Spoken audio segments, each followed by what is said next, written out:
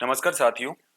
RS गुरुजी पर आप सब लोगों का स्वागत है। मैं मुकेश कुमार सैनी आप सब लोगों के लिए एक नया सेशन लेके आए हैं जो है नॉलेज सीरीज के नाम से। तो सबसे पहले आप लोगों को ये पता होना चाहिए कि इस सीरीज के अंदर हम आरएस एग्जाम में जितने भी हमारे सब्जेक्ट्स बनते हैं उन सब्जेक्ट के अंदर किस तरह के क्वेश्चन हमसे पूछे जाते हैं। तो हमारा मेन टारगेट रहेगा मेंस एग्जाम को हिट करना और मेंस के थ्रू ही हम प्रीलिम्स की चीजें भी वहां से निकालते रहेंगे। तो इन सेशन में हम डिस्क्रिप्टिव तौर पे चीजों को समझने की कोशिश करेंगे। तो बहुत ही पैशनेट होके आप इन सेशंस को देखें और अपने अकॉर्डिंग इनके इंपॉर्टेंस को समझें। तो आज का जो सेशन है वो पॉलिटी का सेशन है और पॉलिटी में सबसे पहले हम बात करते हैं कि इंडियन कॉन्स्टिट्यूशन क्या है। जैसे मान लीजिए 2 नंबर का एक सवाल आपसे पूछा गया कि संविधान क्या है। आपका पहला क्वेश्चन आपसे पूछा गया कि संविधान को परिभाषित कीजिए। पूछा गया संविधान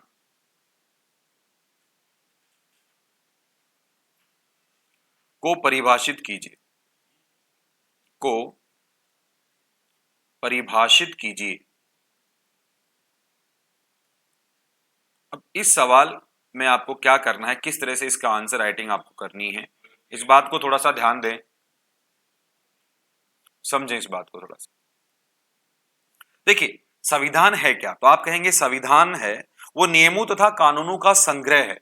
याद रखना संविधान क्या है, पहला पॉइंट बना के आप लिखें संविधान है वो नियमों और कानूनों का संग्रह है। क्या कहा गया, संविधान क्या है जी, नियमों और कानूनों का संग्रह है। तो पहला पॉइंट तो आप ये बनाएं कि संविधान है वो नियमों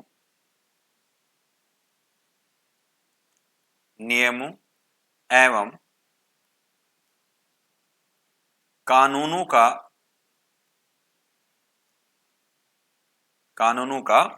संग्रह है। अब ये संग्रह कैसा हो सकता है, ये लिखित भी हो सकता है और अलिखित भी हो सकता है। तो आप कहेंगे कि नियमों एवं कानूनों का संग्रह जो लिखित और अलिखित हो सकता है, जो लिखित एवं अलिखित होता है,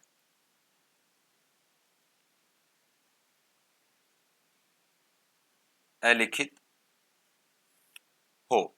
दूसरी बात यहां पे लिखें आप कि इन कानून या नियमों से शासन के जब जो कानून और नियम बना लिए तो इसे कहेंगे इन कानूनों और नियमों से शासन संचालन या शासन की संरचना, शासन की संरचना, याद रखिए शासन की संरचना का निर्धारण होता है। संरचना का निर्धारण होता है, निर्धारण। तो आपने क्या देखा कि संविधान क्या है, तो कहा संविधान है नियमों और कानूनों का संग्रह है, संग्रहण है जो लिखित और अलिखित हो सकता है। और इन नियमों और कानूनों के माध्यम से उस देश के अंदर किस तरह का शासन होगा, तो उस शासन की संरचना का निर्धारण होता है। इसके अलावा आप ये कह सकते हैं कि शासन और जनसाधारण के संबंधों का निर्धारण भी होता है। इसके अलावा आप क्या बोलेंगे कि शासन एवं जनसाधारण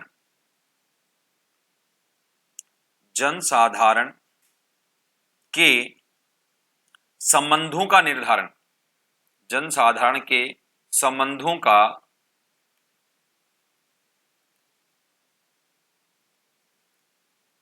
निर्धारण।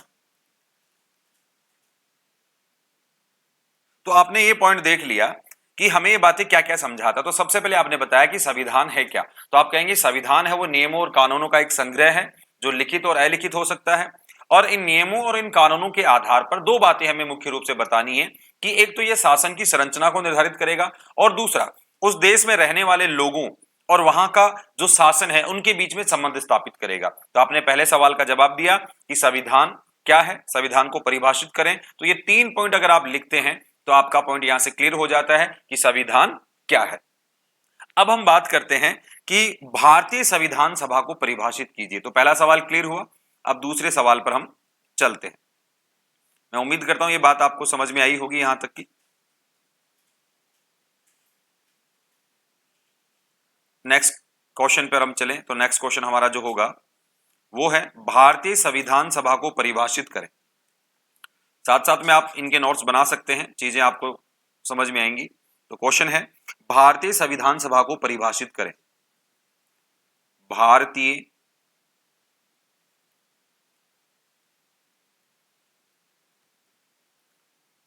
संविधान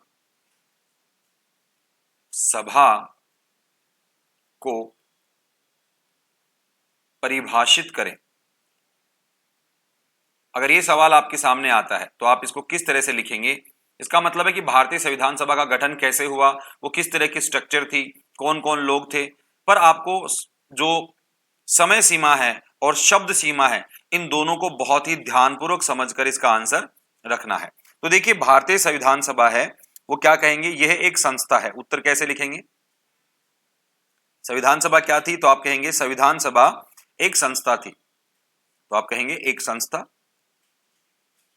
भारतीय संविधान सभा तो आप कहेंगे संविधान सभा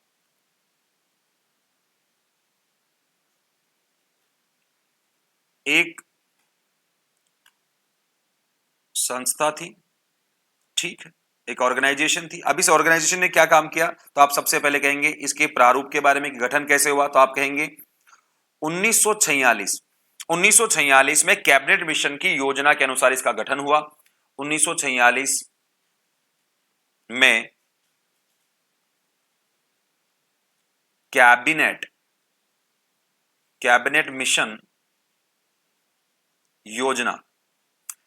मिशन योजना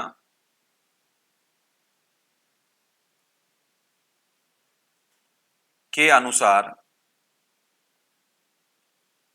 कैबिनेट मिशन योजना के अनुसार इसका गठन हुआ। तो आप कहेंगे कैबिनेट मिशन योजना के अनुसार गठन हुआ, ठीक है, ये बात भी बता दी आपने। इसके अलावा आप देखें तो 1946 में इसके अधिवेशन प्रारंभ हुए, तो ये ऑर्गेनाइजेशन बन गई। तो आप कहेंगे 1946 में इसके अधिवेशन प्रारंभ हुए। तीसरा पॉइंट आप बना के लिख सकते हैं कि 1949 तक इसके लगभग 11 अधिवेशन हुए जिनसे संविधान निर्माण हुआ। तो आप कहेंगे 1949 तक 11 अधिवेशनों में, अब याद रखना ये 11 अधिवेशन इसलिए बोले कि इनमें संविधान निर्माण हुआ है। अधिवेशनों में संविधान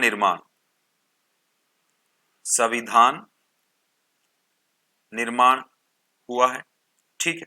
इसके अलावा आप कहेंगे कि इसमें एक मुख्य बात और है, वो है कि 1950 में 24 जनवरी, याद रखना 1950 में 24 जनवरी को इसका समापन अधिवेशन हुआ।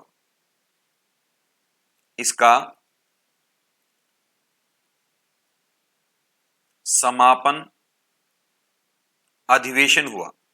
अब ये जो समापन अधिवेशन है ये 12वां था, तो आप लिखेंगे 12वां अधिवेशन।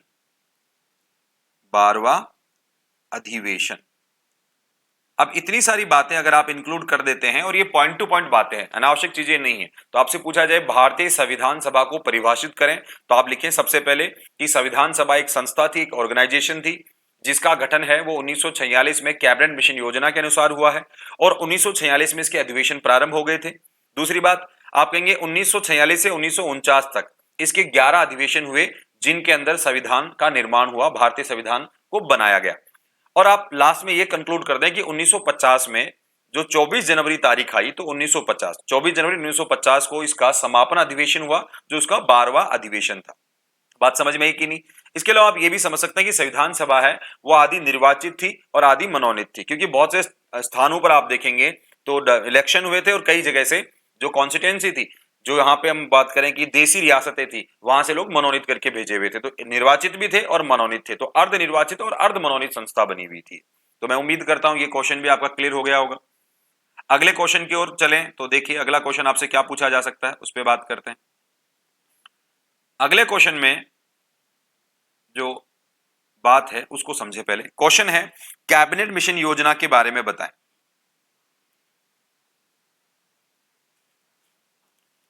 कैबिनेट मिशन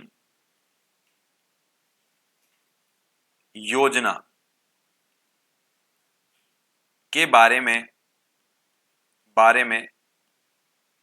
बताइए।